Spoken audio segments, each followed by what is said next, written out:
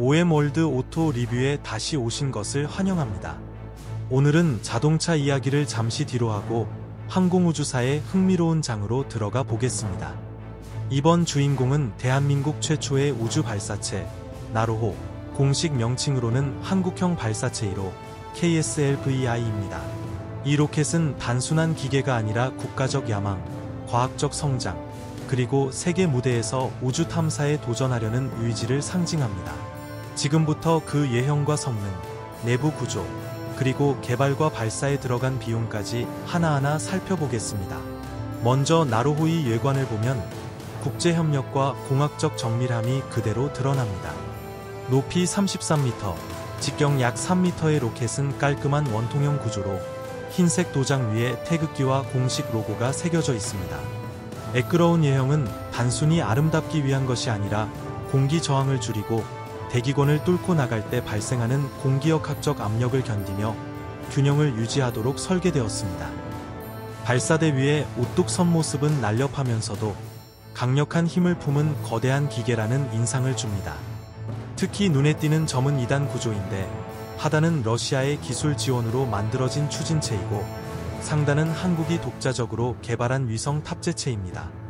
러시아의 추진력과 한국의 혁신적 기술이 결합된 상징적인 결과물이 바로 나로호입니다. 성능 면에서 본다면 나로호는 대한민국의 첫 우주 도전이라는 점을 잊지 말아야 합니다.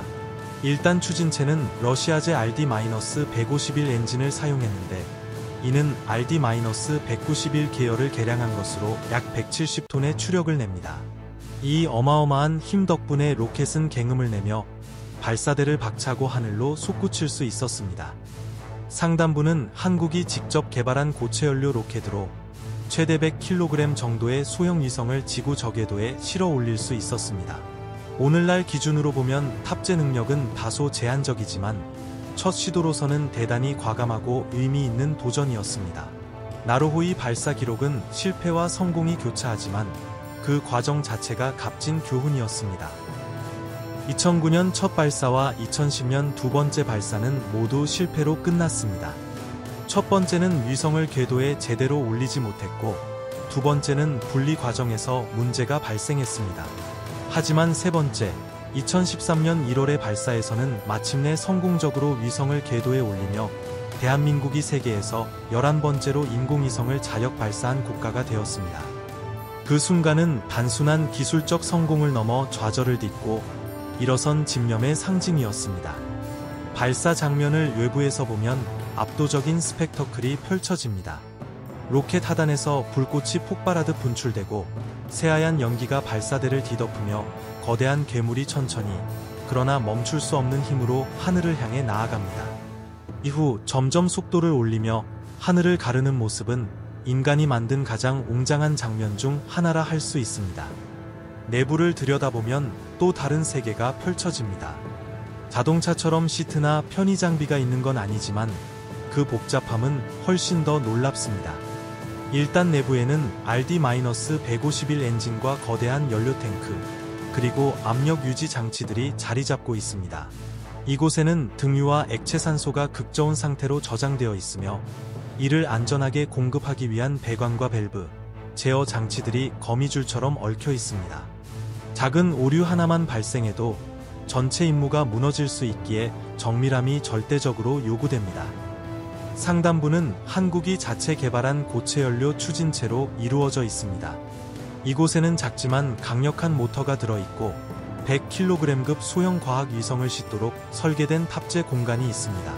실제로 성공한 세 번째 발사에서는 과학기술위성 EC, 즉 STSAT-EC라는 위성이 실려 지구 궤도에 올라갔습니다. 위성을 보호하는 페어링, 분리장치, 절연 구조물 모두 한국 기술로 개발되어 안정성과 정밀성을 확보했습니다. 나로호를 단면도로 본다면 러시아와 한국의 협력이 한눈에 보입니다.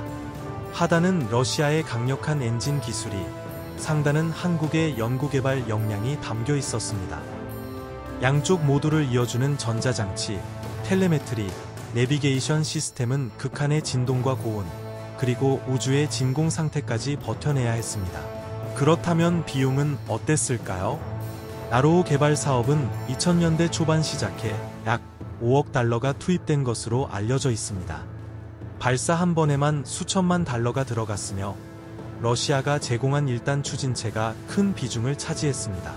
1회 발사 비용은 약 2,500만 달러 수준으로 추정되지만 정확한 계약 내용에 따라 달라졌습니다. 그러나 이 프로젝트는 단순히 경제적 가치보다는 국가적 기술 독립과 경험 축적에 더 큰 의미가 있었습니다. 후속으로 등장한 한국형 발사체 2호, 누리호의 발판이 바로 나로호였던 것입니다. 국제적 기준으로 보면 성능은 다소 제한적이고 비용은 높은 편이었지만 이는 모든 우주 개발 초기 단계 국가들이 겪는 숙명과도 같습니다. 미국과 러시아의 초창기 로켓들도 효율적이지 않았지만 그 작은 걸음들이 인류를 달과 심우주로 이끈 원동력이 되었습니다.